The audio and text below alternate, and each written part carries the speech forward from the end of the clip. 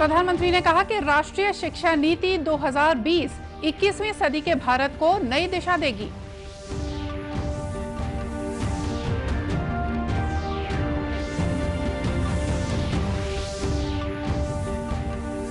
भारत में पिछले 24 घंटों के दौरान 70,000 से ज्यादा कोरोना संक्रमित मरीज हुए स्वस्थ। प्रदेश में 2700 से ज्यादा नए मरीजों की पुष्टि।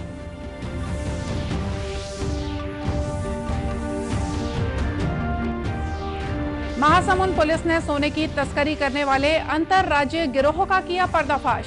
2.5 करोड़ रुपए से ज्यादा का सोना बरामद।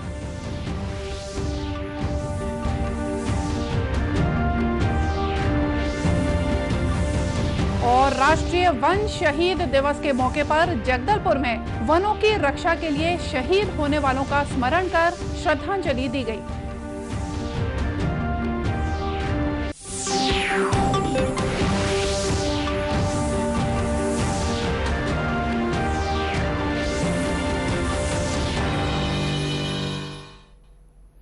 नमस्कार, आप देख रहे हैं दूरदर्शन समाचार। मैं हूं मोनिका शर्मा और आइए अब देखते हैं समाचार विस्तार से। प्रधानमंत्री नरेंद्र मोदी ने कहा है कि राष्ट्रीय शिक्षा नीति 2020 21वीं सदी के भारत को नई दिशा देगी। 21वीं सदी में स्कूली शिक्षा पर राष्ट्रीय सम्मेलन को आज संबोधित करते हुए प्रधानमंत्री ने कहा कि ये शिक्षा नीति नए भारत की आकांक्षाओं, अपेक्षाओं और आवश्यकताओं को पूरा करने का माध्यम बनेगी। शिक्षा नीति को इसी तरह तैयार किया गया है ताकि सिलेबस को कम किया जा सके और फंडामेंटल चीजों पर ध्यान केंद्रित किया जा सके। लर्निंग को इंटीग्रेटेड एवं इंटरडिसिप्लिनरी, फन बेस्ड और कंप्लीट एक्सपीरियंस बनाने के लिए एक नेशनल करिकुलम फ्रेमवर्क डेवलप किया जाएगा। ये भी तय किया गया है कि 2022 में जब हम आजादी के 75 वर्ष मनाएंगे तो हमारे स्टूडेंट्स इस नए करिकुलम के साथ ही नए भविष्य की तरफ कदम बढ़ाएंगे। ये भी फॉरवर्ड लुकिंग, फ्यूचर रेडी और साइंटिफिक करिकुलम होगा।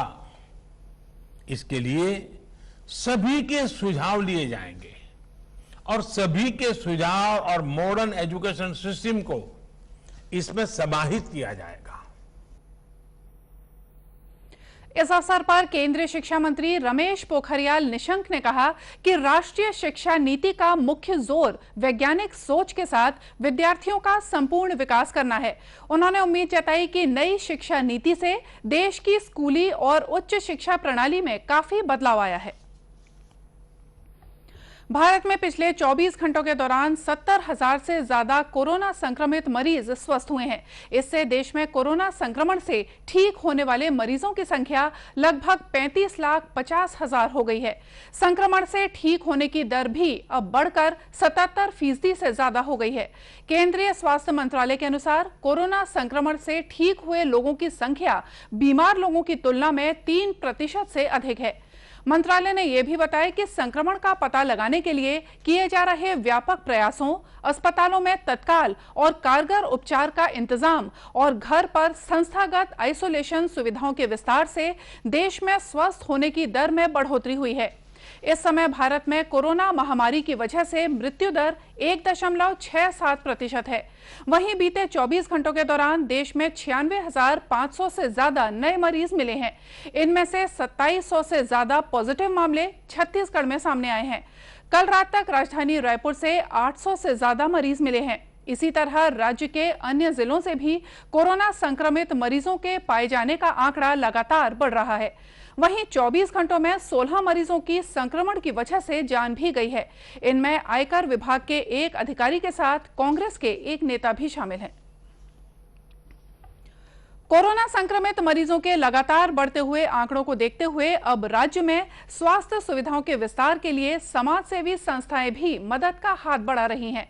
इसी कड़ी में राजनांदगांव शहर में समाज सेवी संस्था उद्यानचल और शांति विजय सेवा समिति ने संयुक्त रूप से 100 बिस्तरों वाला कोविड केयर सेंटर तैयार किया है। इस सेंटर में न केवल संक्रमित मरीजों का निःशुल्क उपचार किया जाएगा, बल्कि खाने पीने और रहने के लिए भी मरीजों को किसी तरह की राशि खर्च नहीं करनी होगी। पूर्व मुख्यमंत्री और भाजपा के राष्ट्रीय उपाध्यक्ष डॉक्टर रमन सिंह ने कहा कि समाज सेवी संस्थाओं के साथ साथ आंगनबाड़ी कार्यकर्ताएं और विभिन्न समाजों के लोग भी कोरोना संकट के इस काल में मदद के लिए आगे आ रहे हैं। परीक्षण किया, निरीक्षण किया और इसकी तारीफ की। निश्चित रूप से ये सेवा का एक काम बधाई के पात्र हैं।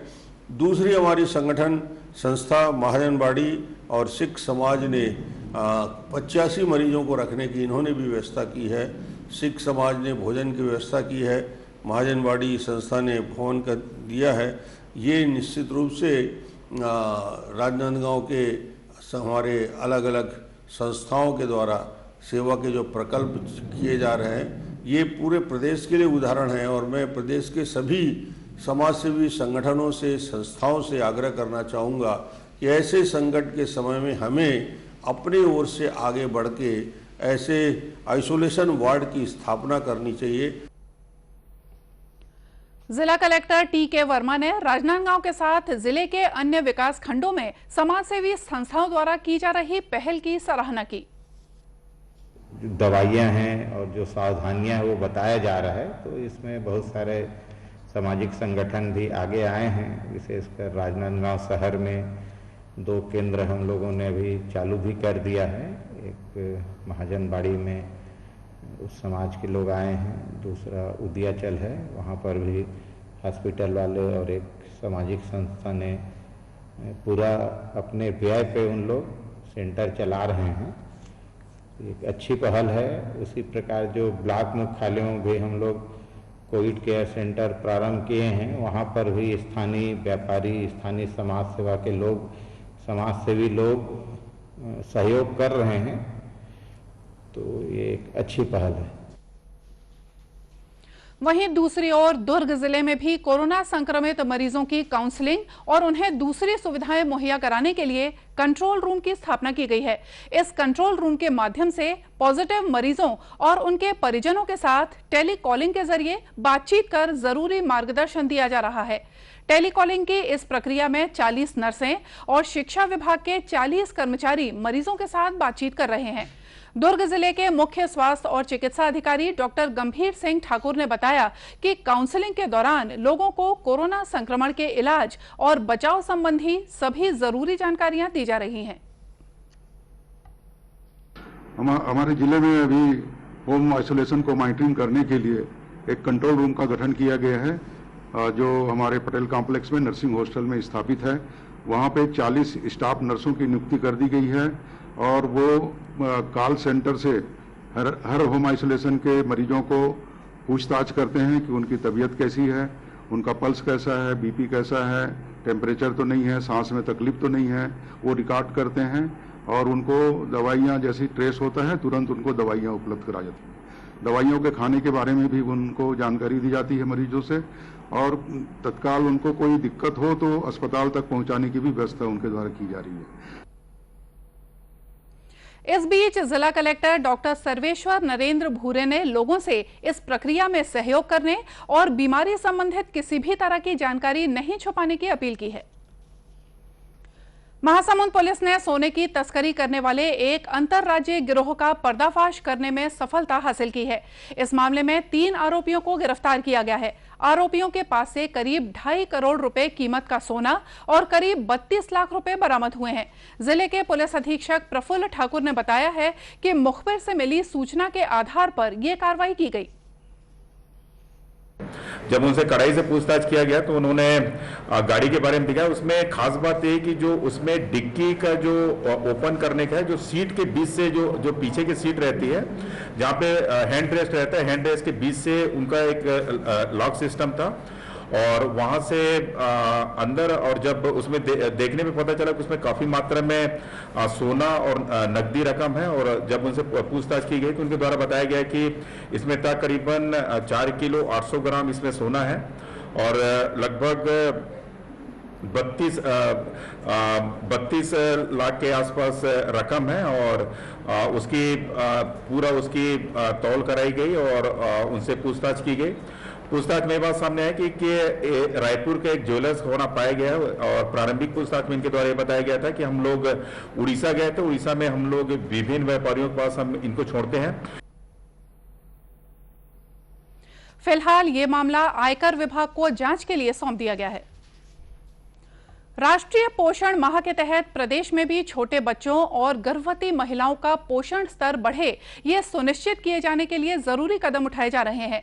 कोरोना संकट के इस काल में छोटे बच्चों और गर्भवती महिलाओं को सुपोषित भोजन देने के उद्देश्य से आंगनबाड़ी केंद्र खोल दिए गए हैं। दुर्ग जिले में भी आंगनबाड़ी केंद्रों को नियमित रूप से सैनिटाइज करने के साथ इनकी साफ सफाई का भी विशेष ध्यान रखा जा रहा है। पाटन ब्लॉक की पर्यवेक्षक तिलोत्तमा मोटघरे ने बताया कि कोरोना संक्रमण से बचाव के मद्देनजर बच्चों को 2 पालियों में खाना खिलाया जाएगा। जैसे हमारे केंद्र में 10 बच्चे आ रहे हैं तो कैसे उनको 2 शिफ्ट में खाना खिलाना है। बच्चों को आंगनबाड़ी केंद्र छोटे होते हैं तो एक साथ 10 बच्चों को ना बुला के आप 2 शिफ्ट में बच्चों को बुलाना है। 5-5 बच्चे करके बच्चों को गर्म भोजन का वितरण करना है। और गर्म भोजन का वितरण अगर आंगनबाड़ी केंद्र खोल रही है तो पालकों की सहमति से ही खोलना है कि पहले आप पालक से सहमति ले लें कि जो पालक अपने बच्चों को आंगनबाड़ी केंद्र भेजना चाहते हैं उन्हीं बच्चों को बुलाएं। और बच्चों को आने से पहले सहायिका द्वारा पूरा केंद्र सैनिटाइज पंचायत द्वारा किया जा चुका है और संडे को और सोमवार के दिन फिर से सैनिटाइज करने के लिए बोला गया है पंचायतों को। फिर मंगलवार से आंगनबाड़ी केंद्र हमारी खुलेगी। पाटन ब्लॉक के सभी आंगनबाड़ी केंद्रों में 15 सितंबर से हितग्राहियों को गर्म भोजन दिया जाएगा। भारत में हर साल आज का दिन यानी 11 सितंबर को राष्ट्रीय वन शहीद दिवस मनाया जाता है। वनों की रक्षा करते हुए जो लोग अपने प्राण न्यौछावर कर देते हैं उनके सम्मान में यह दिन मनाया जाता है। वन शहीद दिवस पर आज जगदलपुर के वन वृत्तीय कार्यालय में स्थित वन शहीदी स्मारक में शहीदों को नमन किया गया और उन्हें श्रद्धांजलि दी गई। मुख्य वन संरक्षक शाहिद खान के साथ वन विभाग के दूसरे कर्मचारियों ने दूरस्थ जंगलों में वनों की रक्षा के लिए प्राण देने वाले शहीदों का स्मरण किया और उन्हें अपनी श्रद्धांजलि दी। श्री खान ने बताया कि वनों की रक्षा में शहीद होने वालों की याद में उनके परिजनों का भी सम्मान किया जाता है। सितंबर को वन शहीद दिवस का आयोजन पूरे देश में जो है किया जा रहा है और इस बार इसको जो है काफ़ी बड़े स्तर पर राष्ट्रीय स्तर पर किया जा रहा है। साथ ही साथ जो है सभी जिला मुख्यालय स्टेट में भी जो है इसका आयोजन किया जा रहा है। इसमें जो भी जो है वन कर्मचारी अपने कर्तव्य पालन करते हुए जो शहीद हुए हैं उनको श्रद्धांजलि जो है अर्पित की जा रही है और साथ ही साथ जो है उनके परिवार जो पीड़ित परिवार है उनको भी जो है जो भी सहायता वन विभाग से हो सकती है वो किया जा रहा है। मुख्य वन संरक्षक ने बताया कि वनों की रक्षा भी देश सेवा है, इसलिए वन सेवा में शहादत देने वालों का स्मरण किया जाता है। और आइए देखते हैं अंत में मुख्य समाचार एक बार फिर से। प्रधानमंत्री ने कहा कि राष्ट्रीय शिक्षा नीति 2020 21वीं सदी के भारत को नई दिशा देगी।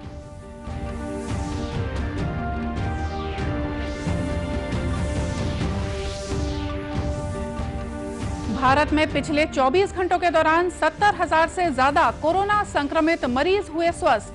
प्रदेश में 2700 से ज्यादा नए मरीजों की पुष्टि।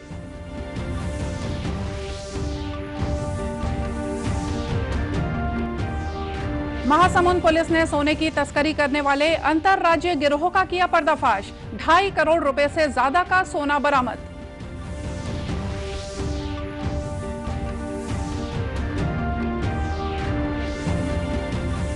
और राष्ट्रीय वन शहीद दिवस के मौके पर जगदलपुर में वनों की रक्षा के लिए शहीद होने वालों का स्मरण कर श्रद्धांजलि दी गई। और इसी के साथ ये समाचार बुलेटिन यही समाप्त हुआ। नमस्कार।